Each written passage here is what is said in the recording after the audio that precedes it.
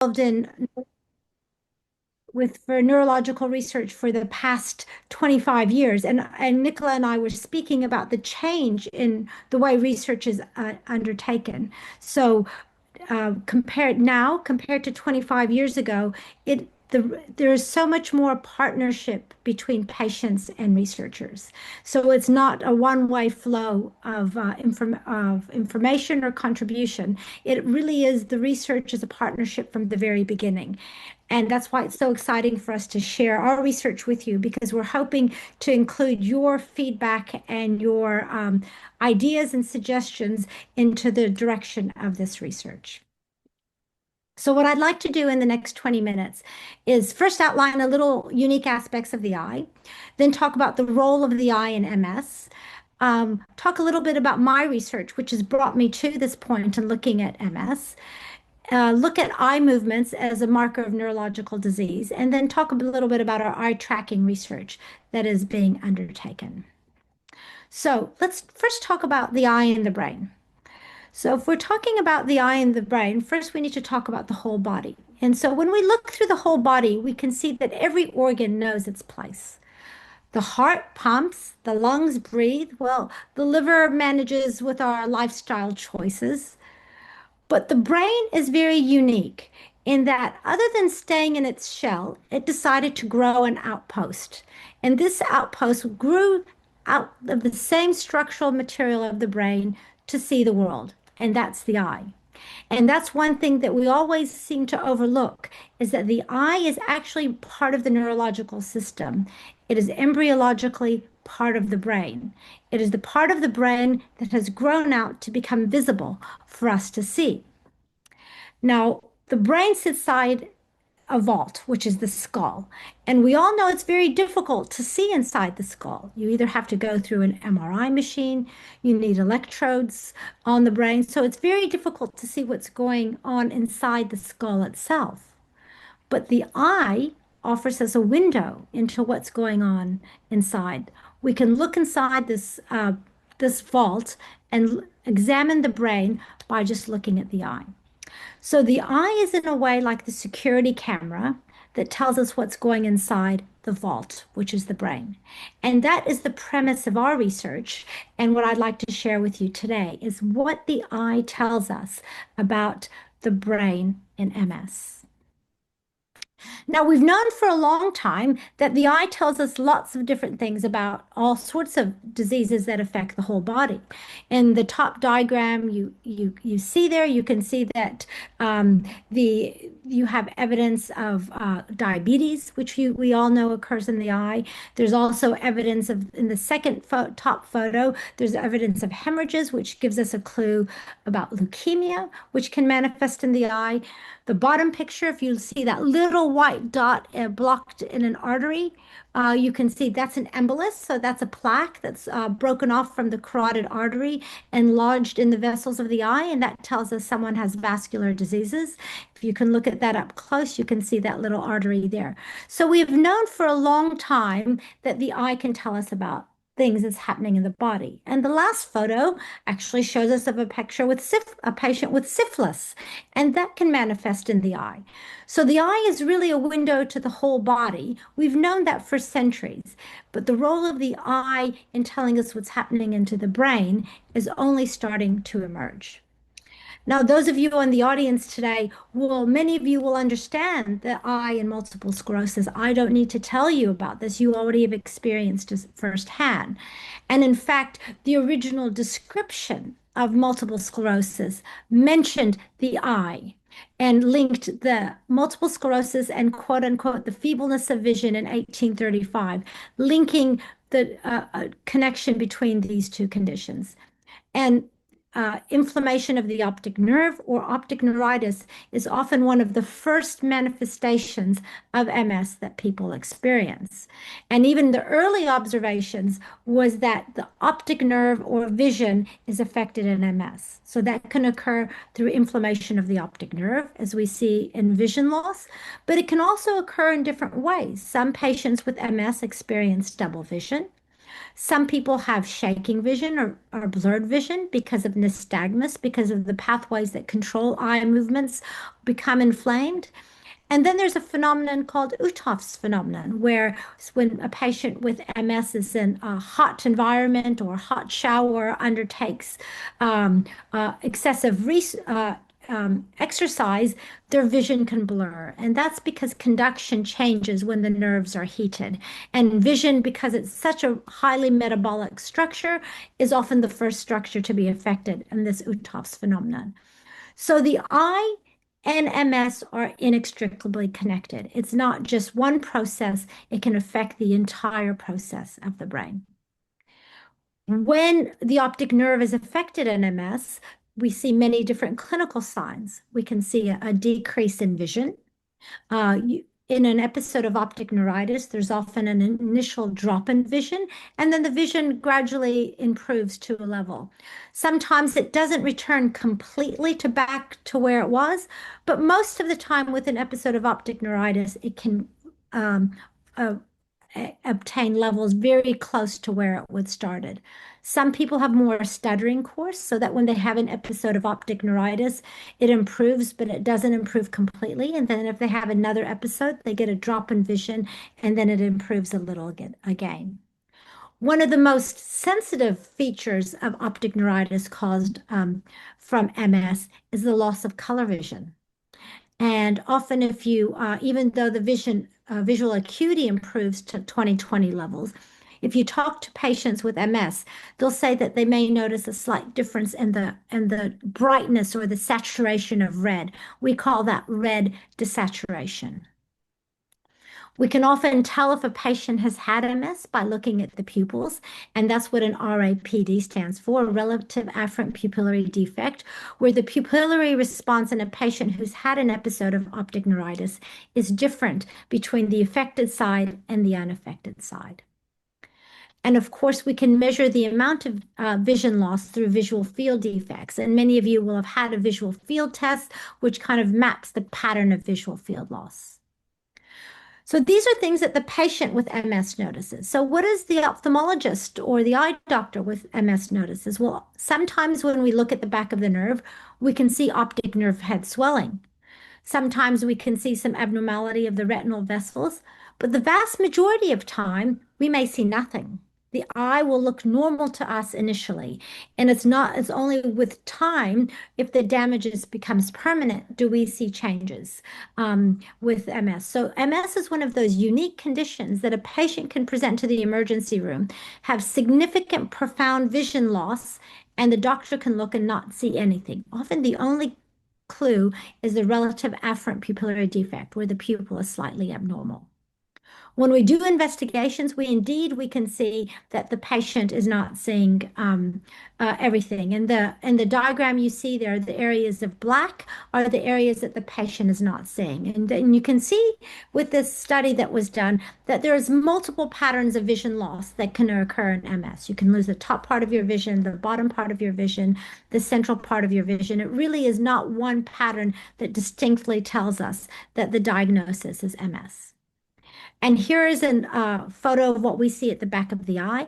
The eye labeled right, as you can see, has a little bit fuzzier margins, and that's a relationship to the swelling of the optic nerve. So this patient is one of the rare patients, or one of the 1/3 patients that has optic nerve head swelling. And the other side is a normal looking optic nerve, and that's what you can see is, in some patients, you can see that the optic nerve is swollen. This is again the visual field that corresponds to that patient. And the swollen optic nerve had all this blackness, and this patient's vision was profoundly affected and dropped to the level of where they could only kind of perceive a little bit more than light perception vision, while the left eye was completely normal. And this is what happens to a nerve after it's been impacted by an episode of optic neuritis. You can see that the nerve on the left-hand side is pale, what we call it's more whiter, while the other one is a bit pinker, which is the normal one. And that pallor is because we've lost nerve fibers. And at this stage, the ophthalmologist can look in and say, yes, I can see that the optic nerve has been impacted. So about 20 years ago, there was a huge paradigm shift in ophthalmology, where before where we would have to look at the optic nerve and see that it had become pale, technology advanced so that we could do a scan of the optic nerve using a machine called optical coherence tomography, which we refer to as OCT. Now, the OCT works on light waves similar to an ultrasound uses sound waves. And what it does is it creates a map or a thickness of the optic nerve. And the results are color coded so that we can understand them with green being the normal or thickened, yellow being borderline, and red being thin or abnormal. And you can see in this patient with optic neuritis, the top one is a swollen optic nerve, and you can see that excuse me, that the black line is above the area of green, which means that it's swollen. But then with time, you can see that there's more red as the optic nerve thins after the damage is resolving. But this technology was the first to allow us to quantitatively measure what's happening to the optic nerve. Before, we could only describe it and we could say, oh, I think it looks pale. But now we can actually measure it. And when someone has an attack of optic neuritis, we do an OCT scan, we follow them through the course of their inflammation, and then we repeat it so we have a new baseline so that we know if they have another episode, how much damage it's doing. Since the advent and the development of the OCT, there have been a lot of studies which have now shown that the OCT is some way helping us predict what's happening in the brain with MS. So how did I get into this research between the eye and the brain? Well, about 25 years ago, when I returned from my fellowship, I was in the basement of the Filson Library trying to quieten my 6-week-old daughter, who at that stage was crying. And I always found that reading a medical journal was the best way to put her to sleep. So I was in the library and I picked up this old journal of the New England Journal of Medicine, and I came across this article which said that in a postmortem specimen, that means when someone had passed away, if you looked at the optic nerve in a patient with Alzheimer's disease, you would see that they had thinner nerve fibers. And so I thought to myself, surely, if you can see this in a postmortem specimen, we can use some of the new technology that we have developed, including the OCT scan, to see if we can find this in a live patient. And that was the first study that I did trying to link the eye to the brain. That stage, we used a new technology called the scanning laser ophthalmoscope. And you can see this is what the image looks like, where it again creates a heat map or a dimensional map of the optic nerve. And we could actually correlate that with the amount of dementia in a patient with Alzheimer's disease. And what we found was that as the dementia worsened, the optic nerve increased in thinness. So the optic nerve became thinner as the dementia worsened. And this was the first study that looked at the proof of principle that the optic nerve can actually predict what's happening in the brain of a patient with Alzheimer's disease. Since then, other researchers have joined the team, and the force and multiple researchers have looked at varying different neurological diseases to find that the optic nerve indeed can predict what's happening in patients with neurological conditions. My next research into this area was an observation that I made. Now, here's the OCT scan you can see, and you can see that it's all green. So theoretically, this should be normal. This patient should be normal. But what I observed was that this patient actually had a dense visual field defect. And you can see that with half the visual field being black on this side. So initially, when I would share this with researchers, they said, well, maybe it's just an artifact of the machine being tested. Maybe it's not a real finding. Maybe the patient wasn't accurate in doing the visual field test. But when we persisted and we investigated further, what we found out is that in some patients, the optic nerve is not working because it's asleep, but it's structurally intact. And what we found out, so it's like when your arm falls asleep. If you sleep on your arm, when you first release it, it's got pins and needles and it's not functioning properly. But if you release the compression, it will return to normal. So we hypothesized that something is pushing on these nerves that look normal, but are abnormal. And what we were able to show is that when we did the study, that these patients had features of having a tumor that was pushing on the optic pathway, somewhere between the back of the eye and the brain. And that what we showed is that if the optic OCT scan was normal and you remove the tumor, and this is what this graph shows, the patient's vision would return. So this was a second study that showed that the back of the eye can really predict what's happening in the brain and give us a prognostic indicator of how we should manage these patients. So this was one patient that I'll just share with you because I think it's important to relate studies to patients. And this was a 39-year-old woman who came shortly towards the end of our study when we confirmed this observation. And she was 24 weeks pregnant and she had lost vision and she had an MRI scan. And you can see from where the arrows were pointing, she had a tumor. And at this stage, the neurosurgeon said, look, we have to operate on her because she's got a tumor and her vision is down. But she was 24 weeks pregnant, and they said if we operate now, there's a high risk of miscarriage. And it had taken her many cycles of IVF to get pregnant. So she was desperate not to lose this child. So what I said to the neurosurgeons is I said, you know, from the study we've done, I think we can monitor the optic nerve. And by monitoring the optic nerve, if the thickness stays normal, then we can see her every week if it's not thinning in tissue, and we can wait until the baby's a little bit more stable and then undergo surgery. So the neurosurgeon looked at our results and said, yes, let's do it. So we that was her scan at the beginning. So it looked normal. So we thought, yes, we'll watch her. And we watched her weekly. And when she was 34 weeks pregnant, we then repeated, the neurosurgeons did the surgery, took out the tumor, and you can see the black has cleared up and her vision is improved. So this was the third kind of finding that, again, by looking at the optic nerve, not only can you diagnose what's going on in the brain, but you can actually get an idea of what will happen in the future based on various treatments. So this was looking at the optic nerve, but that's not looking at eye movements. So what I observed is that why we're missing half of the information that the eye provides about the brain. We're only looking at the input, which is vision. Well, what about the output, which is eye movements?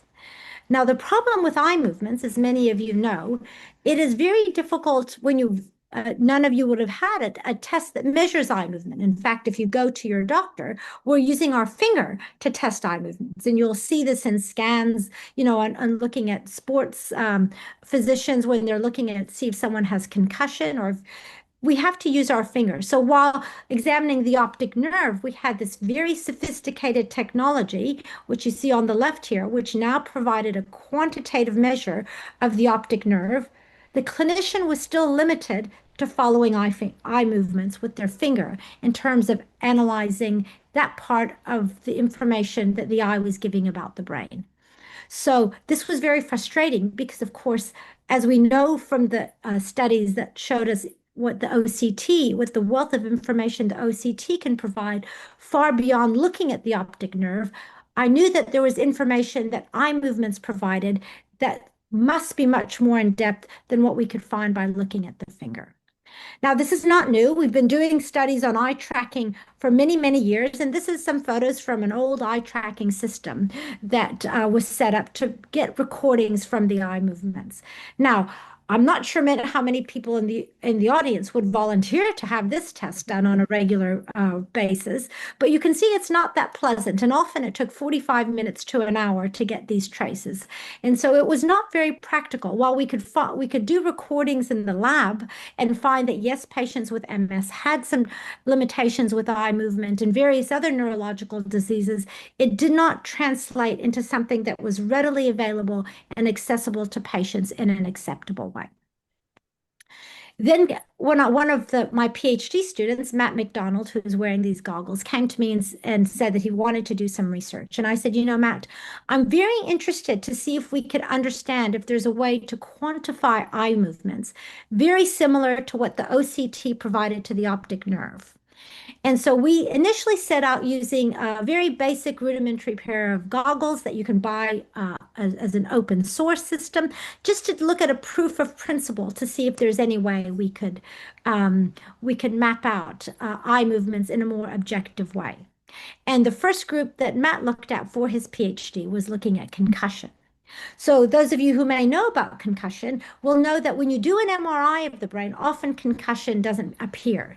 And that's because concussion stuns what we call the white matter tracts. It just causes like if you imagine the white matter as the motorway that connects various centers, and the centers of the brain are the gray matter areas. The white matter is the motorway. What happens in concussion is a traffic jam and cars going the wrong way. The signals are not going the wrong way, are going the wrong way, and therefore people with concussion get all these visual symptoms.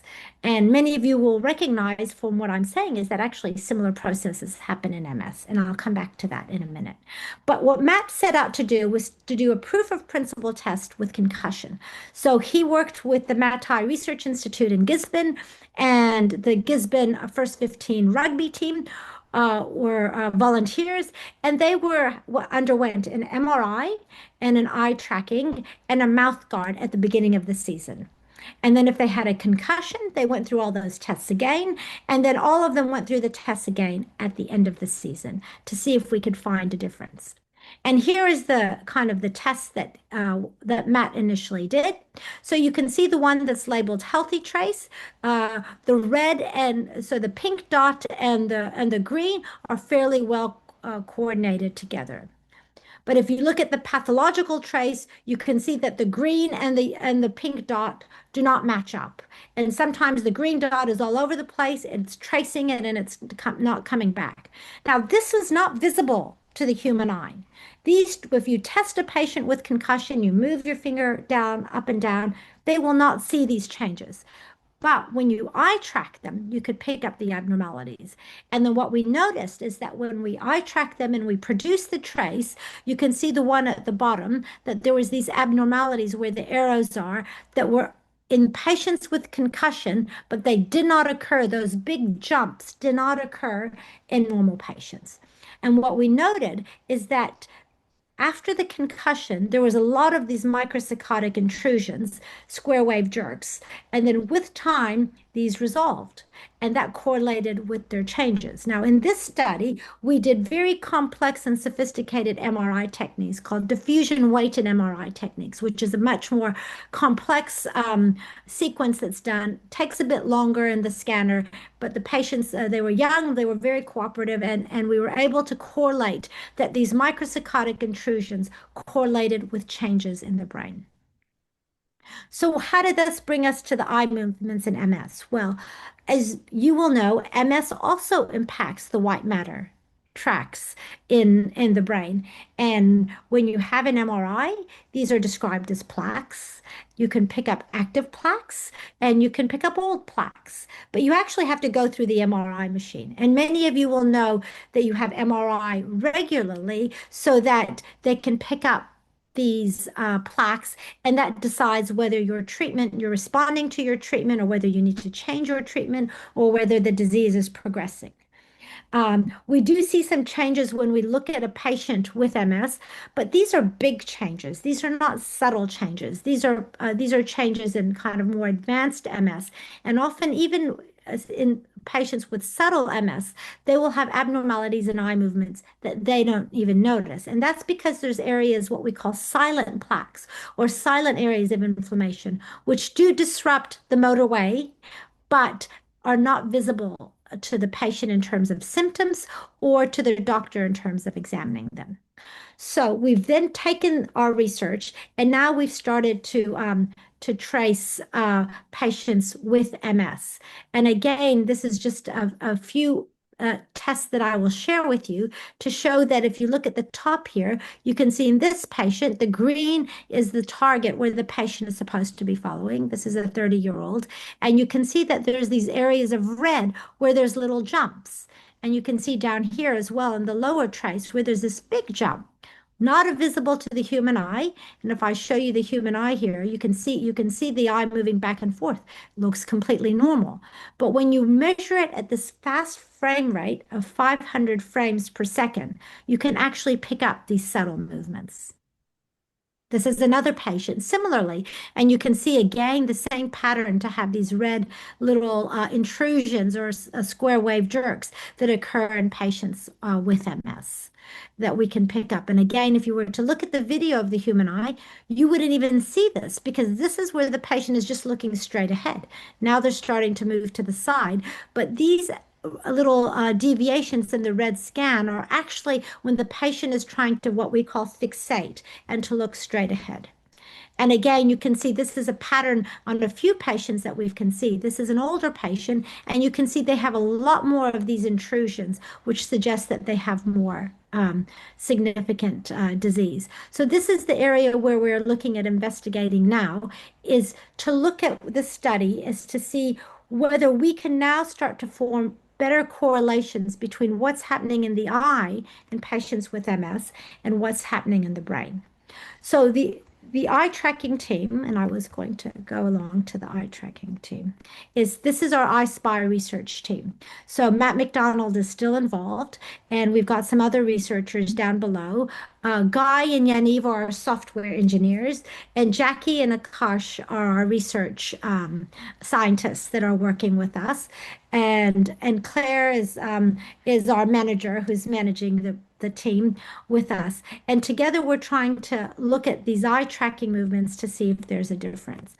This is our ultimate product that we want to develop. At the moment, we've got a prototype, and Claire is kindly involved in the study and helping to track patients who are interested in being part of the study. But Yaniv and Guy are working rapidly to develop a prototype that's more accessible, light, and easy to use. Um, at the moment, we're tracking the right eye, but we can track either eye. And the goal when we get our final machine will be that when we've got the right science behind it, we will be tracking both eyes at the same time, which will offer further information as well. So at the moment, the eye tracking is in an early stages of data collection. And what we need is a lot of data so we can help correlate and understand how this relates to disease severity. What little blips in the eye tracking tell us about active disease processes, and what blips tell us about stable disease, and whether when someone has a relapse, whether we can pick it up with an increased number of blips in their screen, similar to we can with concussion, and whether as they resolve or whether they respond to treatment, these blips go away. So we hope that this will be useful on many levels for patients. And I think that one of the biggest uses that I would hope is that this would allow a more accessible way for people to monitor their MS without waiting for their annual MRI and maybe not needing an annual MRI. If we can show that the eye tracking predicts what's happening in the brain, they may not need to have it, and that can be spared from having as frequent MRIs as they have. So that is our ultimate goal. At this stage, we're trying to get as many diverse patients with MS as possible and as many different stages of their disease as possible so that we can start to understand this. As Nicola mentioned at the beginning of the study, this is one of the first in the world to look at such a high frame rate camera, which is such an accessible eye tracker that will be available to the community and looking at neurological diseases with MS. So really, the eye is a window into brain injury, whether it's concussion, Parkinson's, MS, or other neurological diseases. The eye is part of the brain, and it really tells us what's going on within the brain. We want something to develop something that's easily accessible and reliable. And with neurological diseases being one of the greatest burden of disease, and with such few neurologists and access to care, we're hoping that this tool can help meet the burden of neurological disease locally and nationally. We've been developing patents, and we've got a prototype established. And now we just need the clinical evidence so that we can correlate these two. So I will at this stage summarize by saying we welcome you to be involved in our journey to help us link the eye and the brain in MS and on a more detailed level. And Claire will be answering emails coming to research at vrf.org.nz that comes to the Vision Research Foundation. And you can also contact your regular community advisors, and they will advise when Claire is coming to your group. She's got a few that she's already set up to come to. You can see that she's got a busy schedule in the next 2 weeks already, but she's going to aim to visit many of the groups. And if Claire's on, I may let her make some comments about it. But we're very excited for you to be involved in our journey. And if I circle back to what I said at the beginning, this is such an early stage of the research that your involvement and your feedback will help us shape the device and shape the science on how it can be useful. So this is an exciting partnership between science and patients in helping bring impact to patients with MS. So at that stage, I'd like to open up the session for any questions or comments. And I'll stop sharing my screen, and then we can hand it over to Nicola. Thank you so much, Dame Helen. That was absolutely fascinating. And I think we have your daughter to thank for all of this. Is that correct? My daughter. Yeah, and her bedtime story that Oh, triggered yes. the journal. Yeah. Yes. Yes, she's always been a troublemaker. Finally, she's come in use. Excellent. It was fascinating hearing about the progress over time and how Yes. that's all changed. So Oh, thank you. And thank you. also just a little comment that we did have Claire and her colleague come into the office, and we were guinea pigs in the study, and it's quite fascinating to wear the headset, but it was fine, didn't take very long, and it's good to be able to contribute to the science. So Well, I mean, ideally, we'd like to leave one with every community, every community support group. That would be the aim. And if someone thought they had changed or something, they could always pop in and have their eye tracked, and it would give them a recording of where they were compared to their baseline. amazing. Okay, we have one question here to start with. It says, possibly Claire as well, if you Yeah. can't make a group, like a support group, how can we partake in this study? Probably best to contact me via email, and then I can arrange. They're welcome to come into the office, or I'm happy to travel to people as well. So if they live near one of the support groups, then often I try and time it in so that I'll either visit them on the way to the group or on my way back. Otherwise, yeah, just wherever fits into both our schedules. I can either go to their house, I can meet them, somewhere, either a library or a cafe. I'm, yeah, happy to work with people in their schedules. Going to the support groups has been really helpful that I can collect from multiple people at once, so that's ideal.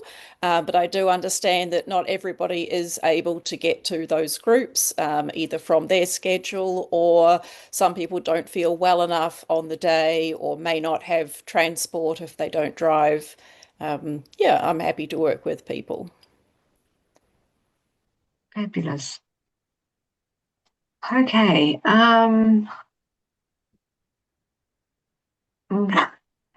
This is from one of your people, Helen. Hi, Helen. I'm seeing you on Monday afternoon. Is Claire in your office? Look forward to seeing you. Yes. You'll be there, Claire? Yes, I will be there. Usually I'm upstairs. I usually work on a different floor to Helen, but if I know they can message me, I'll come down and say hello, and I can bring the device down and track them either before or after their appointment if they're interested, or if they want to, they don't need to do the tracking. It's always nice to pop down and say hello to people. Great. Okay. Another good question. Is there a target amount of volunteers that will help make your research successful? The more the better? Question mark. Yeah. The more the better. And the reason for that is that, MS is quite a heterogeneous disease, as many of you will know. When you talk, everyone has different symptoms, different, they've developed it for different ages. Their course has been different. They've responded to medication differently. So the more patients we have, the better. And actually, and to trace the one patient more than once is also very good because it gives us an idea of repetition. So to trace people every 3 to 4 months or even twice within a certain type of period lets us make sure the machine is reliable and consistent and reproducible. All of things are better because the aim is that if we have enough data, then we will be able to kind of generate a report immediately on the spot with in the long term, which is based on a lot of people. The more data, the more reliable the results that we're able to share with patients, the better the statistical power, as we call it, and different stages. So ideally, we'd like to be able to correlate with your clinical conditions. So if you're happy to share with us the name of your doctor or for us to look at your MRI scans, that is also very helpful because then we can correlate it with disease severity, what medications you're on, and how long you've been on them. Because, it will help us. Ultimately, we want to be able to help people follow the course of their condition and to know whether a treatment is working on them. These are not treatments that are not without side effects. And often, if we could provide you information early on that your eye is responding or your brain is responding from what we can see in the eye, that gives people kind of more encouragement to persist with the medication or not persist with the medication that's giving them side effects if it's not making a difference. So the aim is to be able to provide more real-time understanding of how MS is responding to a treatment and how the patient's MS is progressing, rather than waiting for these big intervals that are a year or 2 years apart. You can be providing much more rapid information. Great. Okay. Very basic question, but a very necessary one. Where's the office based? It's at level 2, 123 Remuera Road. So I practice at the Eye Institute, and the Eye Institute has kindly offered some research space upstairs on level 2 that we have access to. So that's where our office is based. Okay. Another question, is eye tracking useful as a diagnostic test? We hope it is for concussion. So, Yeah. we have shown that with concussion, it is useful as a diagnostic test. It's useful for the diagnosis of concussion, and also I use it now to help monitor recovery. And so, but that's because we've been able to track quite a few patients. So now we know the signature. So my thought is that every neurological disease probably has a unique signature, an ocular signature that reflects what's happening in the brain, kind of like a fingerprint. If you look, you find a certain collection of lines and things, you say, yes, this looks like this. We don't know what MS looks like yet. We don't know if we can capture one fingerprint or whether different types of MS will have different fingerprints that gives us a guide. So that's what we want to do. We want to see if we can actually capture. We know it creates a fingerprint because I've shown you the traces where we see the abnormalities. So we know that there's an abnormality in patients who have MS in their eye tracking. That we've already shown. But what we don't know is how to correlate it, how early we can pick it up, and how it responds to disease and treatment courses. All right. Okay, great. Is it open to non-MS as well, like a child of an MS patient? Yes, we are not tracking people, I think, under the age of 10 at the moment, but we are always looking for controls as well. So if if you come along and you bring your friend or your partner, I'm sure Claire will be happy to track them as well, because of course there's a range of normal as well, and normal changes with decades of life. So we see different ranges of normal and eye tracking for different stages of life. So the more normals we have, the more we will be able to pick up when someone is very subtly abnormal. Yeah. So we want to just pick up the very subtle conditions as well. And to do that, we need thousands of normals. So yes, we're very interested in normals. If you're interested in being involved, by all means, bring your family. Yeah. And Fantastic. the only reason I think we're not testing those under 10 is to do with the ethics committee and what we have permission to test at this stage. So it's not that we're not interested in under 10s, it's that we don't have permission to test Yes, them. absolutely. And we hope to kind of extend to that age group as well. Fantastic. Okay. Lucky last. Is it helpful to participate in the research if the left eye has had problems rather than the right eye? Yes, because the eyes actually move together. And when we're looking at subtle movements that we cannot see with the visible eye because we're capturing it at 500 frames per second.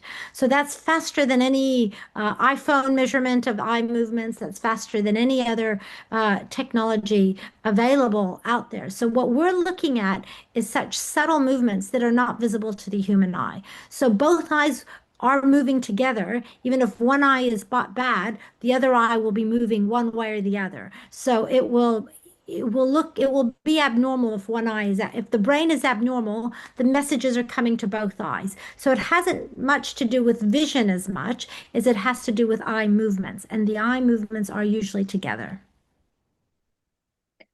Thank you very much. Nicola, over to you. Thanks, Catherine. There's one more question that I think is really valid, and Yes. that is, how long is the study likely to continue? Well, we're Right. at least going to be tracking for about a year. The more data we can get, the better. So at least a year, maybe a bit longer, depending on how much data we get and what we find, and then we'll want to fine tune it after that. But that doesn't mean that the machine won't become more available. It just means that the goal is to make it really high caliber and with the best science, and that often takes quite a lot of data. We also have interest from overseas wanting to be involved in the study, which is great because the more diverse populations we have, the better. So we're starting in New Zealand because that's our home base, but we hope to kind of expand and include colleagues and patients overseas. Well, it's super exciting that it's happening here in Auckland. It just feels like the start of something that has so many possibilities.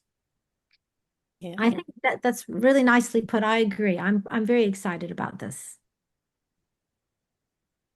There have been several messages in the chat just thanking you so very much and saying this all sounds really exciting and fascinating and interesting. So on behalf of everybody here tonight, I'm sure, thank you so much, Thank you. Dame Helen and Claire, for sharing the ocular research with us. Thank you for having us. I'm excited to work on this together.